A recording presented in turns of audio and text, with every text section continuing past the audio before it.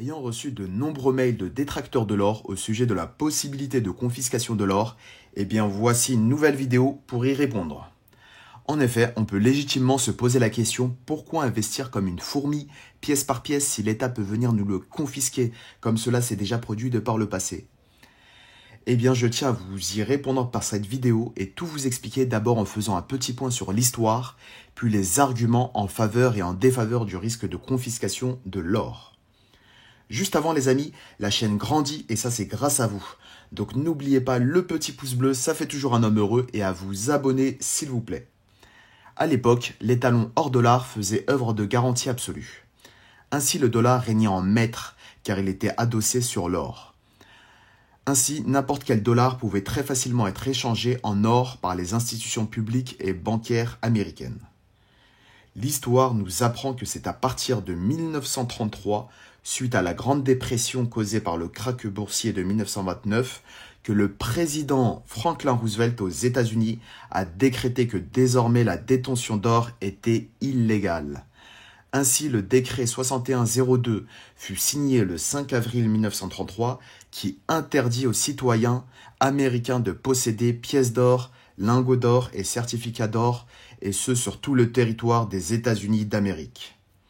Ce décret obligeait tous les détenteurs d'or physique américains à aller à une succursale de la Réserve fédérale américaine pour échanger son or en dollars, à un prix du dernier cours moyen qui était de 20,67 $ l'once.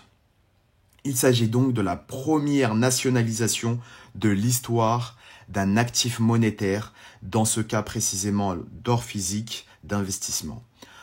On peut d'ailleurs discuter du terme de nationalisation, car il ne s'agit pas vraiment de cela dans le sens où il ne s'agit pas vraiment de l'intérêt général de la nation, mais plutôt de l'intérêt d'un petit groupe d'individus formant l'élite américaine de l'époque, car oui, la Réserve fédérale américaine était une banque privée répondant officiellement à des intérêts publics, mais officieusement répondait surtout à des intérêts privés d'une petite élite. Ainsi, de 1933 à 1971, donc environ 40 ans d'interdiction de détenir de l'or et donc 40 ans où les citoyens étaient invités, manipulés par la propagande, par l'usure des lois de la pression, en ce temps-là à échanger leur or contre du dollar. C'est enfin en 1971 que l'État profond américain dévoile son réel plan, son vrai jeu. Et donc qui est signé la fin de l'étalon or, et donc la mort à très très petit feu du dollar. Car le dollar, désormais, au lieu de fonctionner sur la garantie or, celui-ci fonctionne désormais dès lors par la peur et la terreur de la toute-puissance militaire américaine qui a réussi à imposer le dollar comme monnaie d'échange internationale depuis 1971. Le petit point historique étant fait, voyons maintenant les arguments en défaveur du risque de confiscation d'or. Personnellement, je n'y crois que très peu. En théorie, tout est possible, mais dans la pratique, ceci est extrêmement compliqué, vous allez voir pourquoi. Tout d'abord, l'histoire récente nous a montré que les États, avant de vouloir confisquer l'or des petits particuliers, ces États se servent d'abord en impôts, taxes de toutes sortes. Et je crois qu'en France, on est bien placé pour le savoir. Puis, l'État se servira dans les assurances-vie, puis les pensions de retraite, puis sur les gros livrets d'épargne de plus de 100 000 €. D'ailleurs, la loi est déjà actée. Pour cela, elle est laissée dans les placards. Puis, l'État pourra se servir dans les petits livrets d'épargne. Et enfin, en dernière instance, l'État pourra éventuellement se servir sur l'or des particuliers. Par ailleurs, en pratique, la confiscation d'or des particuliers est franchement quasi impossible.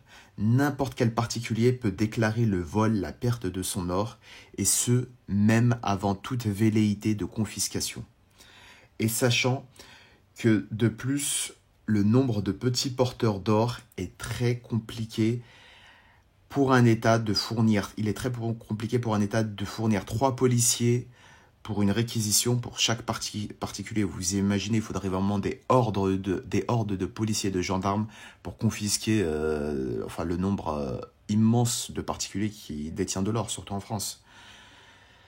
Et enfin, n'oublions pas que la plupart des détenteurs d'or, comme nous, eh bien, sont tous armés et ce, légalement. Donc, personnellement, voilà, je tenais à faire ce petit point pour répondre aux gens qui sont un peu flippés de détenir de l'or. Mais pour moi, parmi tous les actifs qui existent d'investissement ou tout simplement d'épargne de valeur, eh bien l'or pour moi est le moins confiscable et l'histoire, comme on a pu le voir, le démontre. C'est-à-dire qu'en réalité, aux États-Unis, il n'y a pas eu une politique de coercition, une vraie politique dangereuse de coercition pour récupérer l'or de par l'État. Il y a plutôt eu une politique de manipulation et d'usure des particuliers qui détenaient de l'or pour le récupérer.